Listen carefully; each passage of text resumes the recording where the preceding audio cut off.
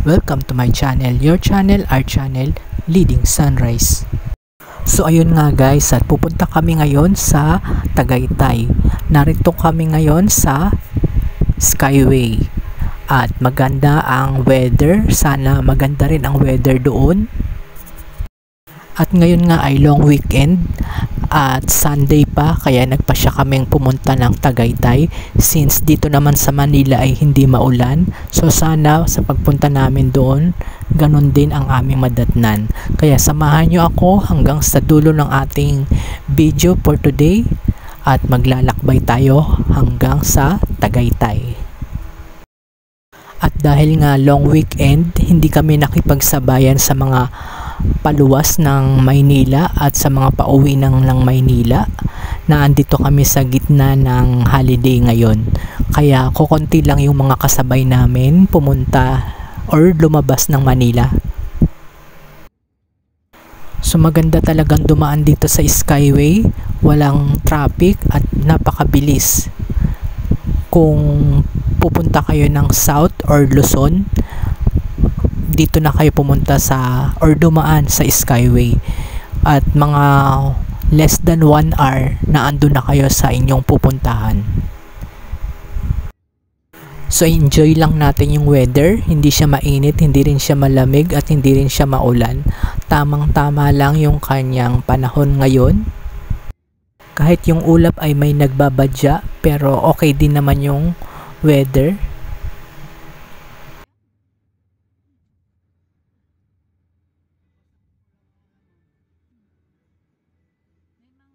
At ayun nga guys, narito na kami sa Mamplasan exit dito sa may Greenfield City. At napakalakas ng ulan. Kitang-kita nyo naman sa ating window, hindi ko na maaninag yung labas. At papunta kami ngayon sa Calax para meron na rin tayong shortcut. At narito na kami sa toll gate. So magbabayad muna tayo. So sana sa pagpunta natin sa malapit na sa Tagaytay ay hindi na masyadong maulan. So ayun guys, at nakalabas na rin kami ng Calax at nandito na kami malapit sa PNPA at tumila na rin yung ulan. So sana magtuloy-tuloy na at maging maganda na ang weather. At medyo nakikita na natin yung labas. At paglampas naman ng Nubali or Santa Rosa, bumuhos na naman ang ulan. Kaya eto na naman yung ating window. Hindi na naman natin makita yung nasa labas. Hindi tayo makapag-vlog ng mabuti dahil wala tayong makita.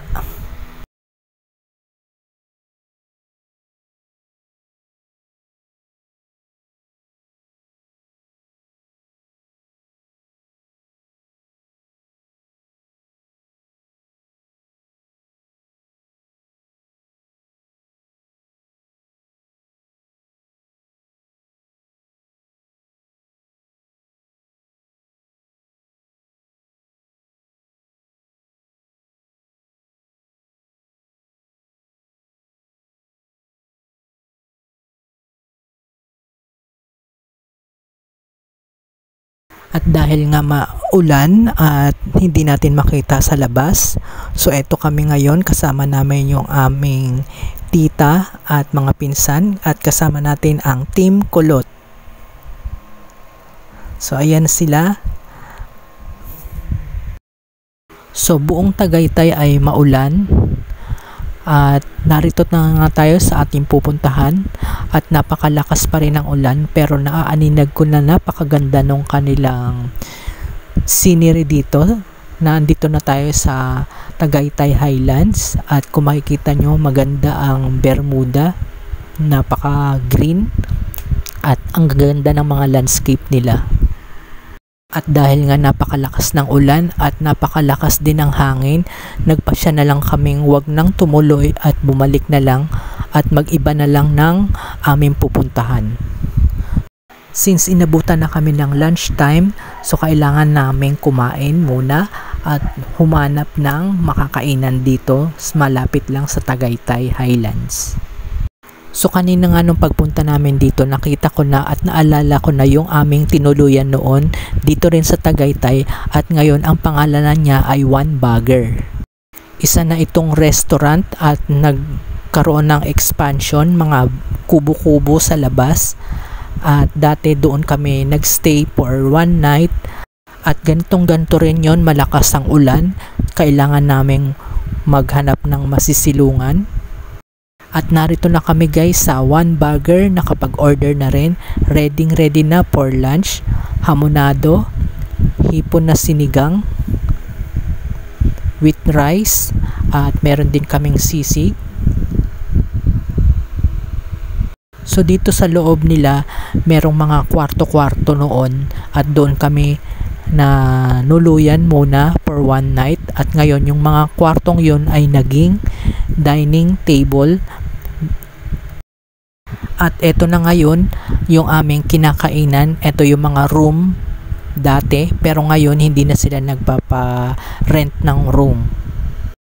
So let's eat na guys, at eto na kami, handa na sa aming lunch. So mag picture muna tayo at mag video na rin.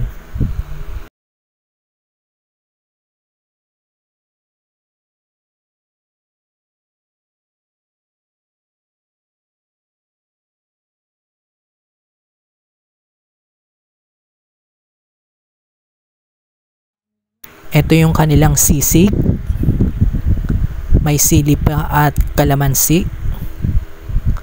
Masarap din naman yung mga luto nila, parang mga lutong bahay din, at marami silang menu na pwede mong orderin dito.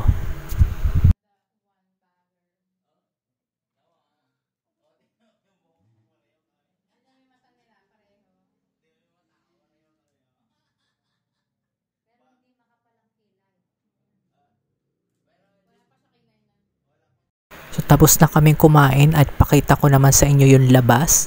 So meron din silang mga extra table and chair dito. Ayan yung kanilang labas. Maganda yung kanilang garden, at may hagdanan na ngayon. At may mga bakod na. Dati wala pa silang mga bakod. At dito lang kami nagpark sa tapat mismo ng One Bagger. At hindi na masyadong maulan. So habang umaandar ay binuksan ko lang yung window para makalanghap tayo ng fresh air, at hindi nga naman maulan, so pwede tayong magbukas ng window. So makikita nyo maganda yung mga dadaanan natin, at hindi ito yung usual na dinadaanan namin. Nasa kabila ito, opposite ng papuntang Sky Ranch. So wala na ngayong ulan, hindi katulad kanina na napakalakas ng ulan at mahangin pa. So yung aming first destination is Tagaytay Highlands, na hindi na natuloy, and move on na lang tayo sa ating second destination.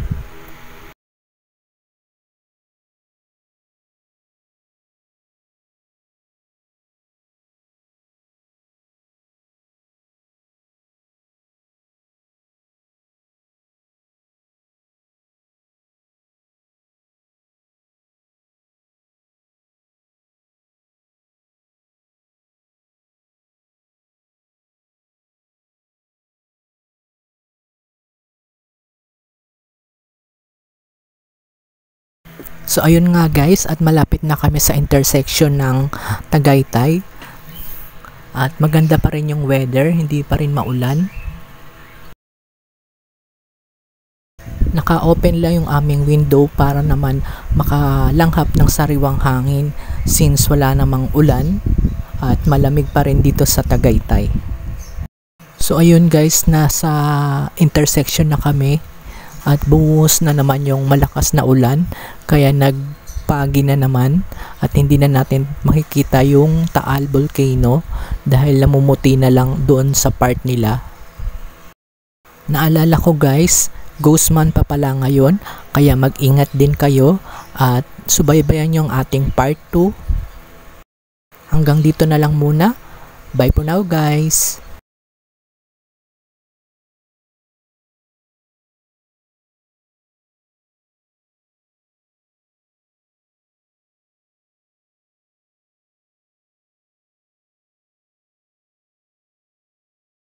please like, share, and subscribe to our channel and click the notification bell para updated kayo sa ating mga videos. Thank you for watching.